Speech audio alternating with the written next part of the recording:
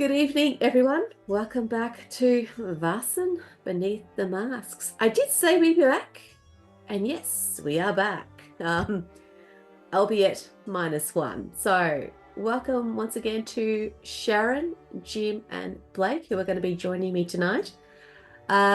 Jared, who has been playing Adelaide up until this point, has bowed out, and that's just what happens with adulting and life. So he sends his apologies, and we are going to be continuing without his scintillating input.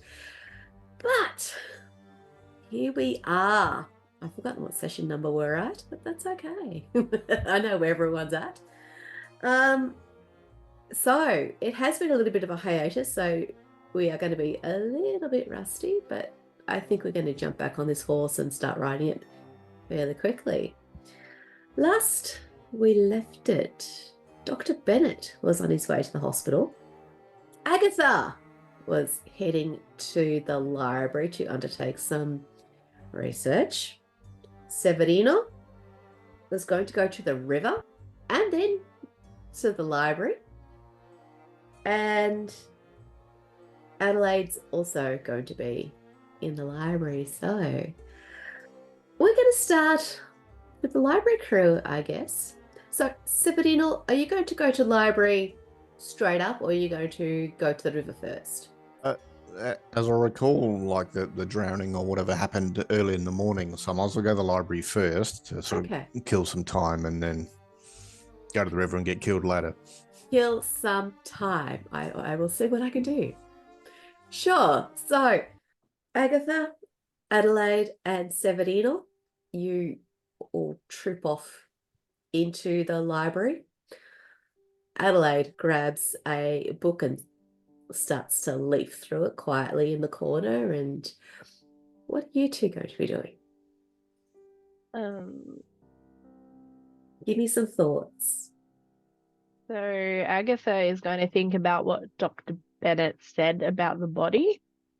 Yes. And start looking for kind of any medical texts, coroner's report style symptomologies, I suppose you'd call them, that may be in the library to see if there's anything at all described like what Dr. Bennett described. Give me a roll of, bear with me while I go and find a learning roll. I should be good at this. Huh. 2 successes. You know what? Not bad for a layperson who doesn't have any medical knowledge. But what I can tell you this is something replicating this doesn't exist. It's not a medical thing, is it? Drowning, yes, no problems. The signs and symptoms that were indicated to you suggests, and really well aligns with a drowning victim. Water in the lungs causes frothing at the mouth, pale blue skin. It's pretty much a stock solid drowning. Was it the fishy odor that you were after? You're poking around about? That doesn't. There are diseases where there is a fishy odor. Off the top of my head, I can't remember what it is like me, but there is one. But no, this victim didn't have any of those other symptoms that would correlate with that disease, as far as you can tell. So you were successful in finding out what you wanted to try and find out, but it wasn't there to be found. Okay. Severino? I think it's just generally going to look for water creatures. Water creatures? All right, you give me a learning roll then, sir.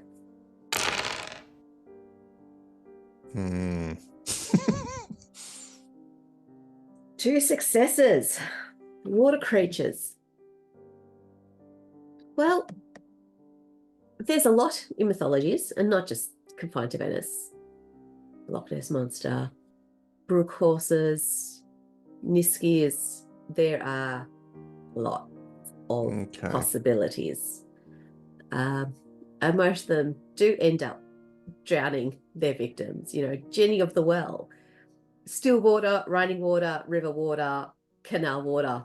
They can be anywhere. So you're finding stuff, but you're finding it's not really narrowing down the a search. lot. Yes. Mm, Yes. okay. But feel free to have a discussion amongst yourselves if you feel it might prompt some things. And otherwise, yes. I know it's tricky, right? Well, it appears to be a typical drowning and nothing has appeared. Suggest otherwise. My research shows they all drown people, which is great. That opens more answers. Well, asks more questions than it does answer them. We need something more like some physical, like a hair sample or skin sample or something more to go with. Or even just see it. That would be cool. Well, probably not. That might have a considerable amount of danger. So see it from a distance. Yeah, that would be better. Bit too up close and personal for you. Good doctor did mention a fishy smell, but, well, to be honest, Venice at times does smell rather unpleasant.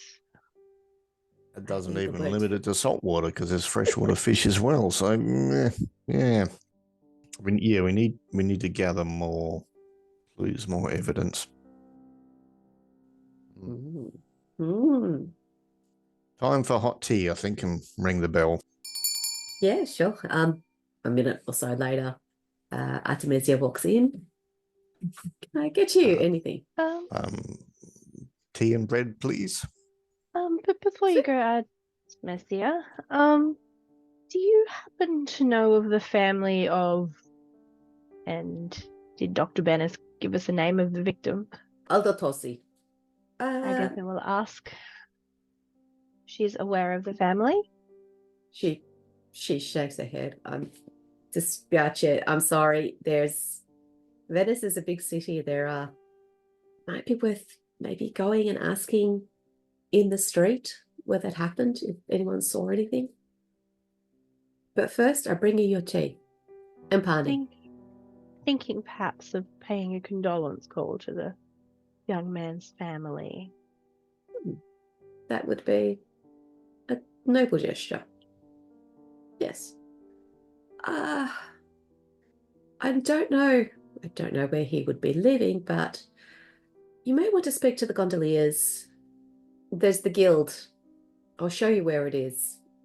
They would know where the family is. They would be able to direct you where you need to be. Very good idea, Artemisia. Thank you. Correct. And perhaps also the parish priest might be of use in this instance. The parish priest depends on where they're going to have the mass. It's Venice. There's churches in every corner.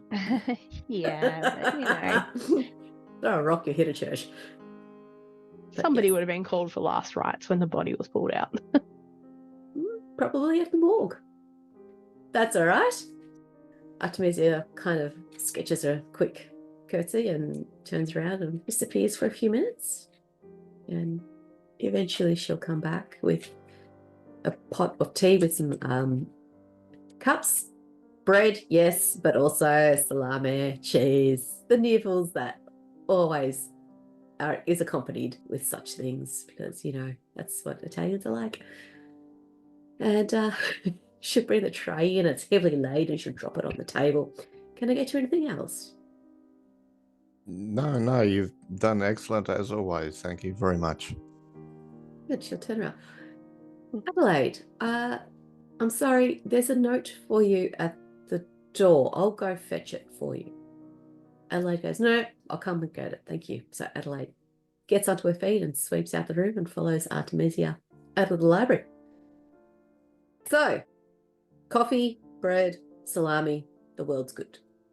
Anything else I can do for you two? Fortified with afternoon tea. Then shall go and speak to the guild. Speak to the guild? Yep. Okay. So you exit the library and you see Adelaide in the foyer with her head bent over a note as she's reading it. She's like, I have to go. I've been summoned back home. And she looks as perplexed. You didn't even know really she had a home. She's been getting all about Europe for a while now. But she actually looks a little bit perplexed, a little bit drawn. My ship leaves tonight. I need to go back. Okay. I don't want to go, but I must. You're welcome back anytime and hope to see you soon. Is everything all right with your mother, Adelaide? Yes, but there is some business that she's insisted I attend to. And so I must go. I will collect my things and leave. But Severino, Agatha, thank you for your hospitality and kindness and guidance over these last 2 months. It's been 2 months. I won't forget you, and I will write. I know where you are. This beautiful place. I will write you. I'd certainly hope you visit. Yes, once this has been resolved, I will come back. You're right. I will come back. Until then, my friends, good luck, and good luck with your mystery to solve. You too. Safe journey. And she delicately picks up the front of her skirts and goes upstairs to her room. So, Artemisia's in the foyer. She's waiting for you two. And once you're out and you got your coats on, you got your hats on, you're all dressed up properly for Venetian society. And she dresses herself up as well with a coat and a hat. She'll take you out for a walk through the streets of Venice. I'll do the usual dress down and walk behind them like I'm a bad carrier assistant or whatever, and I can wear a big hat to hide my face a bit. Yeah, that's absolutely fine. That's your thing. So yes, she will walk you through a maze of streets, and you're starting to get a good idea of Venice, but she's going down these little calle, she's going up bridges, down bridges, through culverts, underneath. It's very convoluted.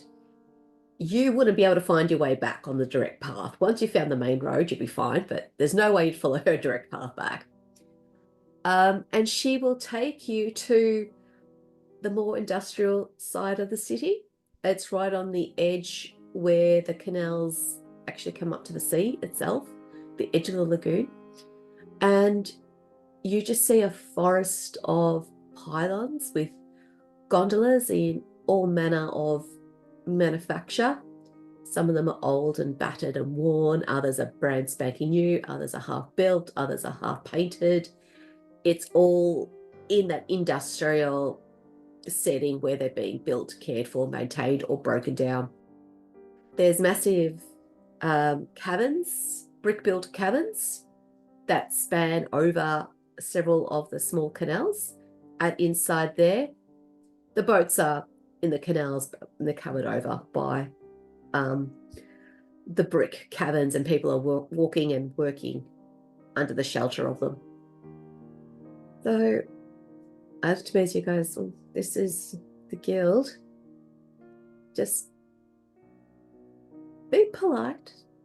They lost one of their own. They don't traditionally open much to strangers. It's a very closed world. So work your charm, like you always do, and you shall.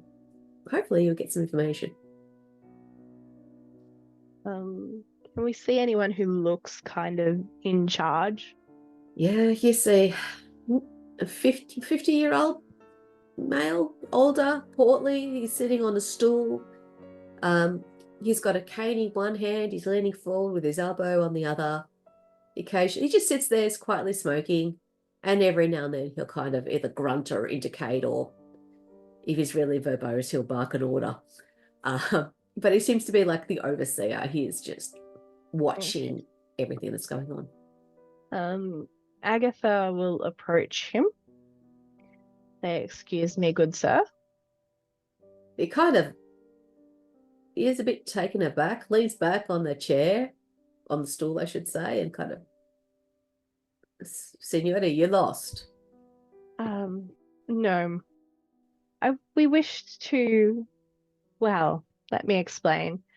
My good friend, Dr. Bennett, was very upset this morning that he could not do anything for the young man who unfortunately was pulled from the canal. The good doctor was very upset.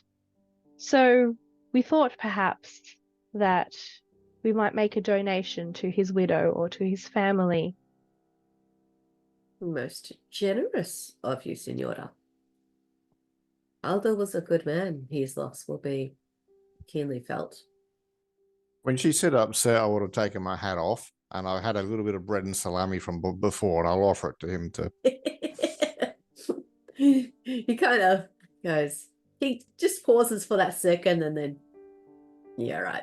And will avail himself the goodness that it is.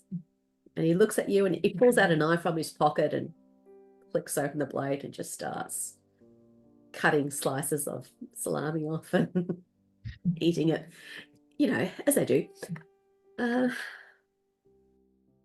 You said you were friends with the doctor that tried to help Aldo? Yes.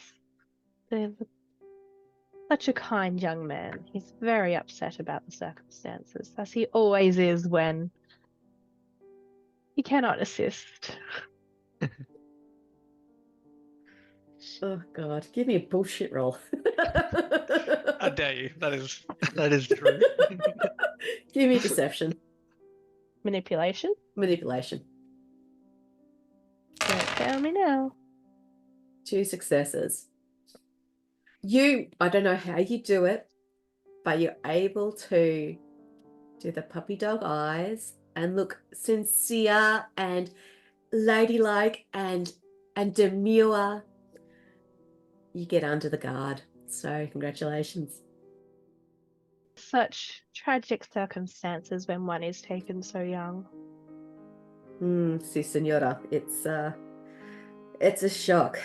Aldo was only young at this. He was only not new to this job. His family's always been in this job, but he'd only been a full-fledged gondolier now for 5 years.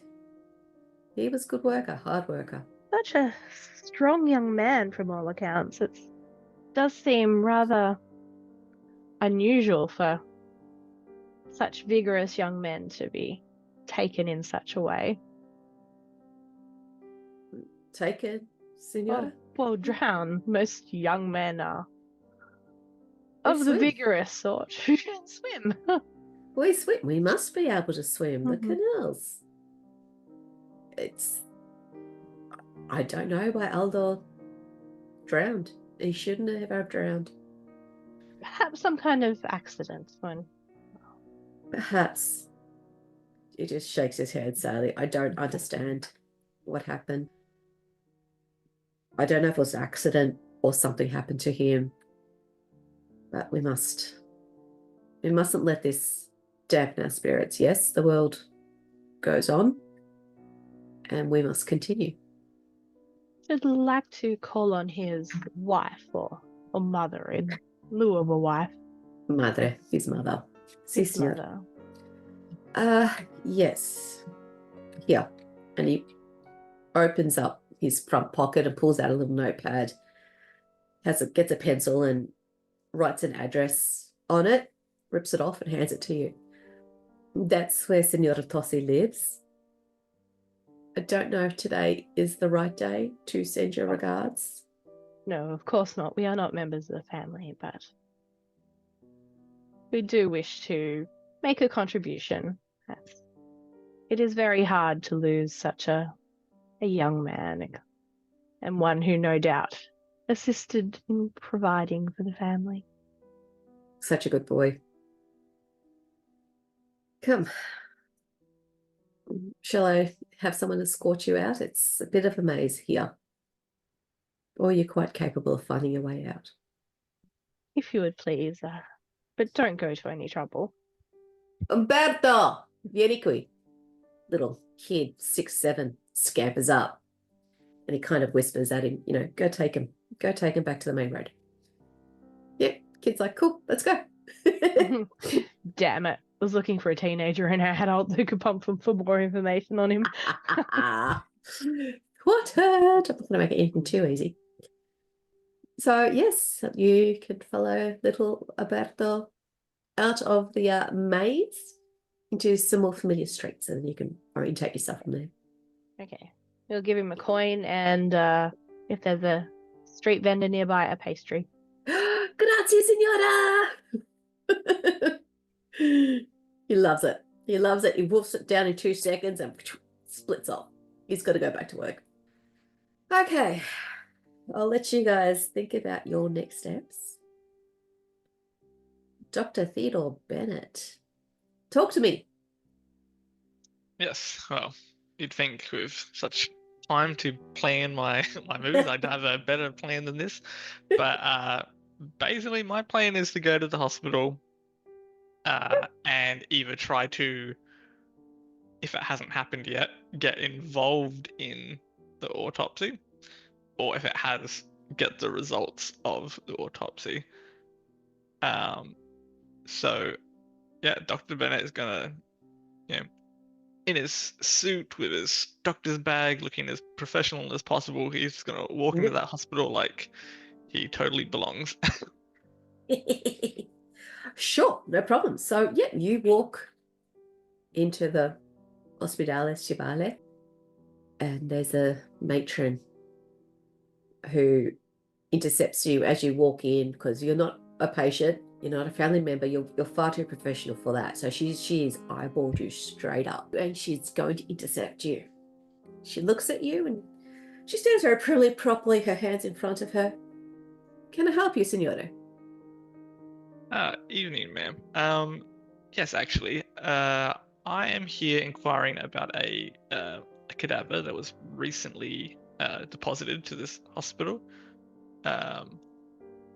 An Aldo Torsi, if you are aware of that. And your interest in this matter is? I actually discovered the young man, helped pull him from the water. That is very good, sir, but how can I help you?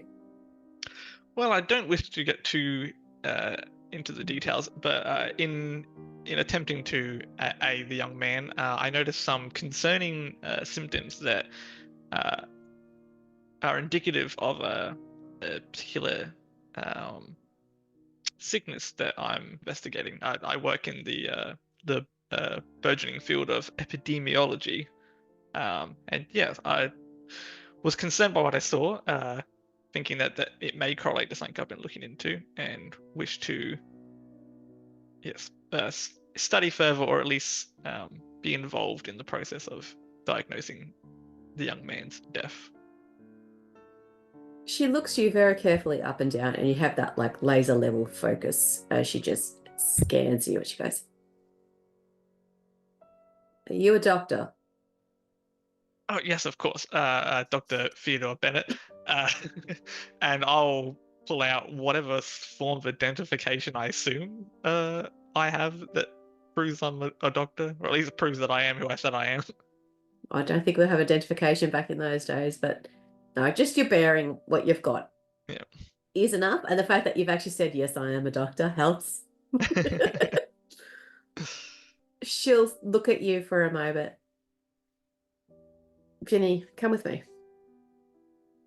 And she will take you past the foyer, through several corridors, downstairs into the basement. At the end of another long corridor, there's a set of double doors, and there's some rickety wooden chairs outside. She'll indicate those chairs. Sit down there, please. Yes, of course. Reading between the lines, it's not a request. Yep, I'll take my seat. Yep. And she'll give you one last look. In other words, don't you dare bloody move. And she'll slip through those doors at the end of the corridor, and she disappears from sight. And she's, 5 minutes, 10 minutes, about 12 and a half minutes. The doors open and a gentleman steps out. He's dissimilarly attired to you. Black pants, white shirt with the sleeves done up. He's got a leather apron on over his body, which goes down to his knees, tied around his waist. It's a little bit blood smeared. And he's got arm protectors from his wrists up to his elbows. He steps out and the matron's behind him and he looks at you. Dr. Bennett, yes? Yeah, and I'd already have like stood immediately upon his entry, and he said, "Yes, that's correct, Doctor." Yeah, I see your hands. Oh, God. But yeah, yes, I was like, yes, yes, Dr. Theodore Bennett. Pleasure to meet you. I apologize for the potential interruption. My name is Dr. Giovanni Mano. I understand that you were the doctor that found our victim? Yes, that's correct. Help pull him from the water. And your specialty was, did you say? Epidemiology. Yes. But before that, I do quite a lot of work with cadavers. So I've spent quite a long time in the morgue. He kind of pauses a beat. All right, come with me. Thank you, matron. The matron gives you one last disapproving look and then walks past you back out to the front of the hospital. Jokes on her, it's father figures that makes Dr. Bennett uncomfortable, not matronly mother figures. So Mano brings you inside the, I guess, examination rooms. It's pretty dark. This is an undesirable part of the hospital. It's not quite subterranean, but it's close, so it's a bit damp. You just have this overfilling dampness and coldness naturally in here anyway. And it's dark. The only thing that's really well illuminated is where the body is laying on a tiled marble tile slab. It's got candles with reflectors to help direct the light where it needs to be. Beyond that, you have a little table with instruments which are not, they're not sterilized. It's, an axe, a saw, some knives, like butcher's knives. Like, it's welcome to autopsies. There's some surgical stuff, but there's also a lot of more practical stuff, kitchen shears and things like that. And yeah, there's your body, who is fully naked in a state of maybe 3/4 autopsied. So chest cavities open, rib cage has been removed, organs, some of the organs have been removed, some are still in there. Yeah. So I think Dr. Bennett is already like, as soon as like the matron cleared, he's taking his jacket off, he's rolling up his own sleeves, like he was presuming that he was gonna be fully into this. But once he enters the room, he will pause and say, Dr. Mano, initial findings. While he answers that, I'm looking for my own protective gloves, another apron. Like, I'm getting ready. No protective gloves today, baby. Not in those days.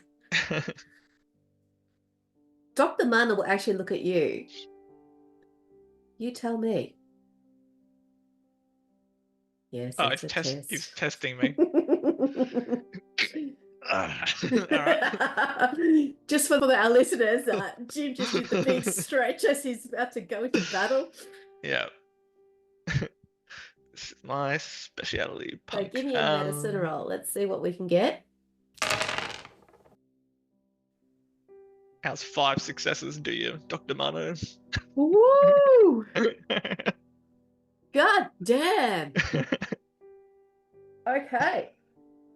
So you got 5 out of 9.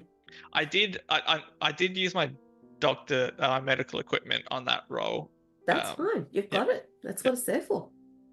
Perfect. What can I tell you? He's dead, Jim. He's dead. I believe this man is no longer alive, good sir.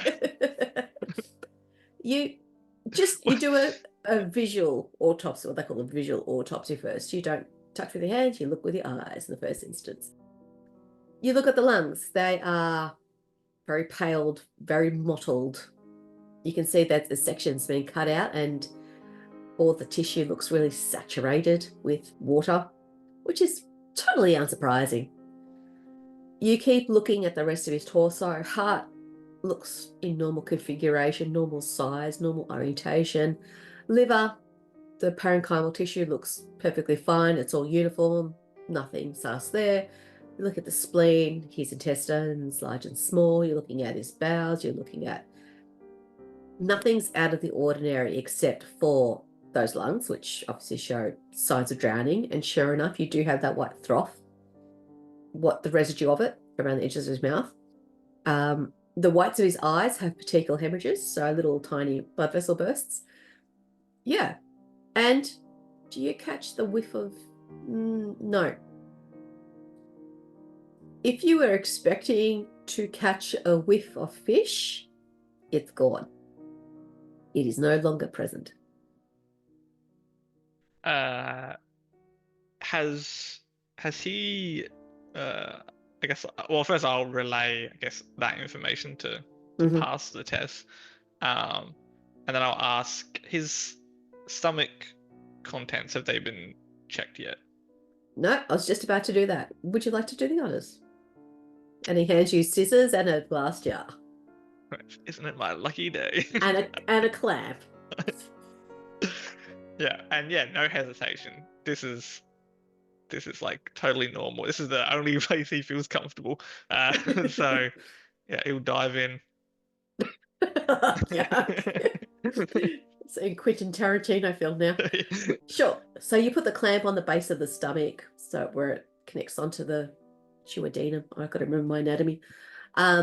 You cut the top of it off around the esophagus. You cut the bottom off. You pull it out, and you empty basically cut the stomach open, empty the contents out. And then you cut open the stomach so you can refer to the lining.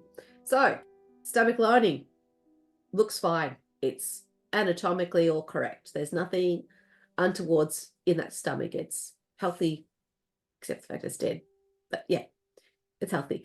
Stomach contents, mostly liquid. You can probably see a little bit of residue of what would have been food several hours ago, but it's mostly just bile. There's some water, like the bile's been diluted. The stomach acid has been diluted with the water. You're going to give me a sniff test? Yeah, why not?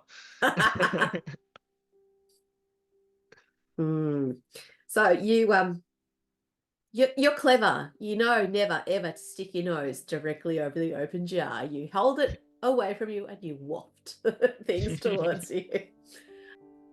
We've all smelt vomit. We know what that smells like. So you get a lot of that. There's an undercurrent of alcohol in there. Not a lot though. Not a huge amount.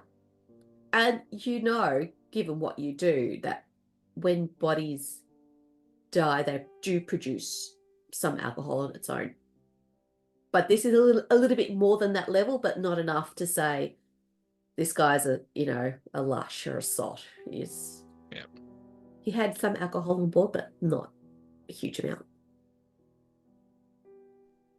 I think I'll say to Dr. Mano that so far everything points to drowning except for one thing.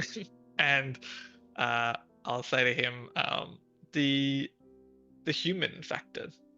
Why and how could this man have drowned? On my very brief first look, I saw no wounds that suggested, that he was struck on the head. There was no. I don't believe he was trapped. There's no signs of that. from all accounts, he would have been a strong swimmer. He looks at you and, well, let's discount the head injury first. So, and he grabs a scalpel, and this is gross, I do apologize, but hey, this is what happens. You walk into a morgue, this is what you get. This is what you get. He cuts the skin pretty much from ear to ear around the front of the head, peels the skin back so it exposes the skull cap, gets the hacksaw, just about puts a knee on Aldor's chest, holds his head and with the saw, because, you know, leverage is a thing. And in a few minutes, he's very good at this job himself. He's very well trained. He's able to whip off that skull cap, and you can see the inside of the skull. There's no blood. There's nothing to indicate trauma to the skull or a skull fracture. And you look at the brain itself, and it looks, again, perfectly healthy for a dead dude, but all intact. There's no indications of trauma. There's no hemorrhage. There's no contusions that you can see.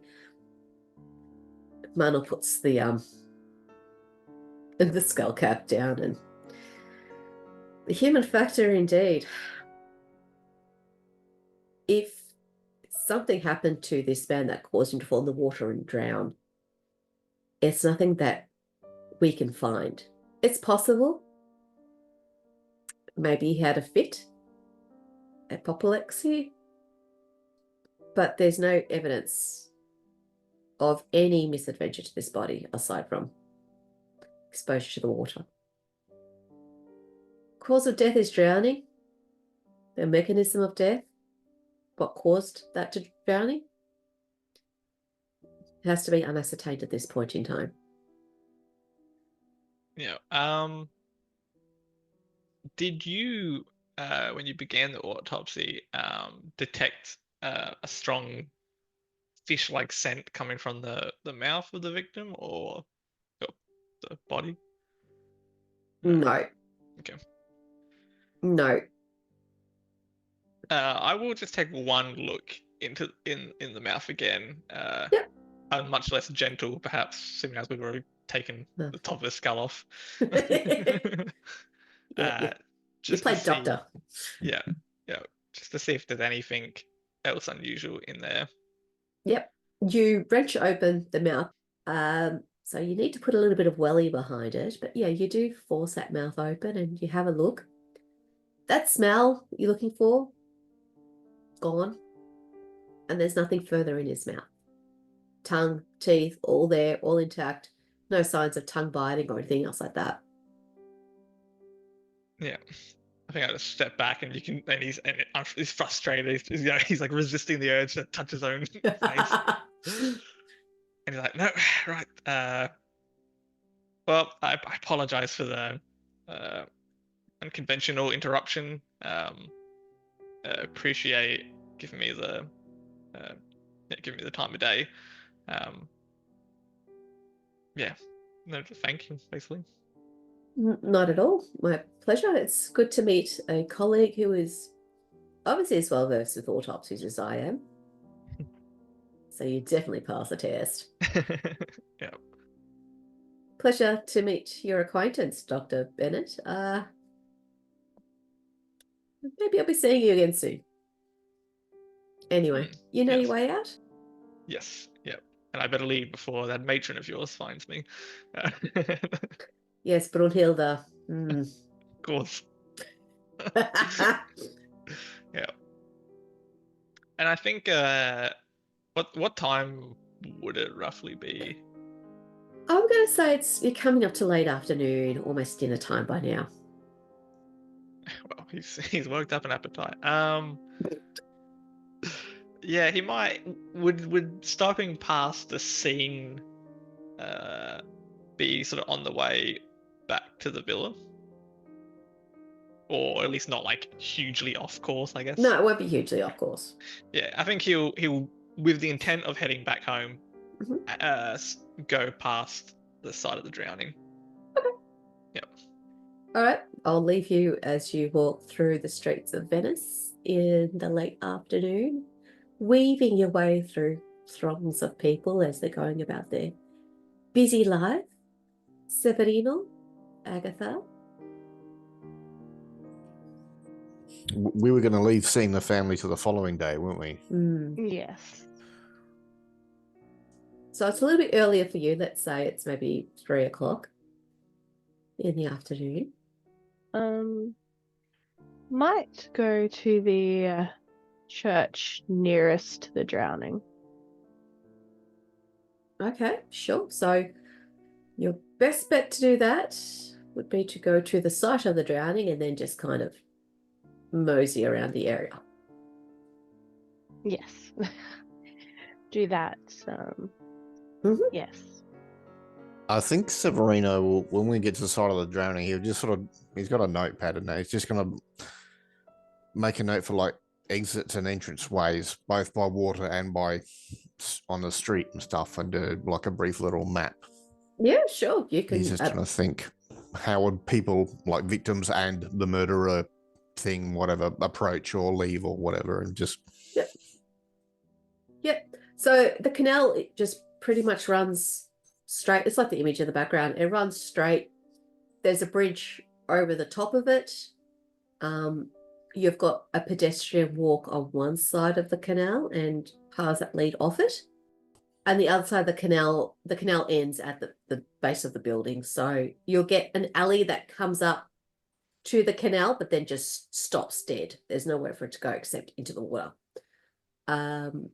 And you can see, you won't see, but Aldo would have been pulled onto the pedestrian side of the bank.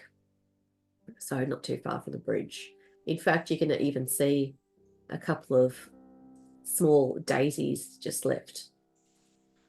There's no sewer tunnels of any sort of reasonable size, like not sewer tunnels, sewer pipes coming out from the buildings towards. No. No. Okay. Cool. No. Nope. Sorry, I have a. Can I wreck on one slight thing? I would. Could I ask what he had on his possessions? Like I assume they bundled all his stuff. Particularly, did he have a flask or I guess what did he have on him when they brought him into the hospital? Yeah, well, standard clothing, shoes, socks, Yeah. drawers, pants, the gondolier's uniform, the hat, a wallet with a few lire, not much, a couple scraps of paper which were really sodden, with some notes. You can kind of read them. They look like addresses. But hip flask? No. Yeah, okay. Okay. So, Blake, yes, unfortunately, it just looks like, the only ways, it's the canal or pedestrian access to this scene. So, lots of avenues for entrance. And there's no like multiple story buildings with catwalks or. Well, you've got the bridges, but the houses. No, there won't be any catwalks per se. You sometimes get sky bridges between two buildings, but not here. Okay, cool. Not here. And then I'll wait while I guess I go to the church, I guess. Okay. Are you just gonna loiter around the area and just poke around? Yes, I'm awesome at loitering. You're loitering. with intent. So you are sitting there and you're doing your work. And this woman comes up to you. She's a bit scruffy, this one. She's I mean, so am I. like draws like. But she's maybe, I don't know, early 30s. Her hair's a bit unkempt and a bit messy. Her blouse is just, it's not what Agatha would wear. Do you know what I mean? Agatha's always prim, well put together, perfect in the situation. This woman's just untidy, rumpled, messy. She's got a shawl that's a bit seen better days across her shoulders. She goes, "Are you from the press?" No. No. Oh, I thought you were here to look at that. And she kind of indicates the water, the death over there. Yeah, I heard about it. I wanted to figure out what's going on, but I'm not with the press. You're not the press, but you want to find out what's going on. Who are you exactly? Someone who wants the city to be safe. Safe. He'll sort of smile and tip his hat and look, that's what I do. And please, sir, how do you keep this city safe? Well, one case, one investigation at a time. Basically, do what I can. Are you a detective then? She kind of gives you that little squinty eyeballs. Of a kind. Of a kind. Oh well. You're an odd one. Why are you here? Are you with the press? Women don't work for the press. Well, that's a shame. They would miss your keen insights. They wouldn't want my keen insights as much as they want cholera. So, Hush. she's like, ugh, who needs that bollocks anyway? I can't read, I can't write. Who cares, right? Anyway, you keep doing, she kind of looks at your notepad. Whatever it is you're doing. Subtext, you weirdo. And she picks up a basket from the ground and tootles off. Sort of watch her leave and okay. I'll just wait for Agatha. Agatha, yes, you find a church. It's not hard. It's just around the corner. Is there any of the clergy within the church? Yep. You walk in there and there's a padre priest, probably maybe working at the candles along the side of the church. He's working on the candles with a little shrine altars. Perfect. Agatha is going to approach him, and again, excuse me, father. You here for confession, child? No, I just I've heard about the young man's death near here earlier today. A good friend of mine was the dear doctor who attended him. I was just hoping perhaps to have someone who would light a candle with me and pray for the young man's soul. Such a tragic circumstance.